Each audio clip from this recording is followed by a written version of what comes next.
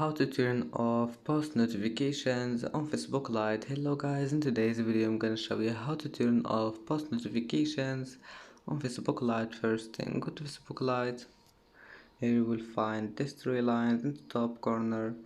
Click on it and then click view your profile, and now just go to your post or any post you want and then click these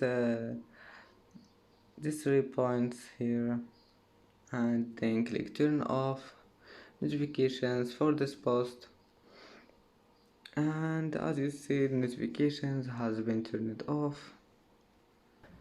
And that's it for today's video. If you like this video, please don't forget like and don't forget subscribe, and thank you for watching this video until the end, and see you in the next video.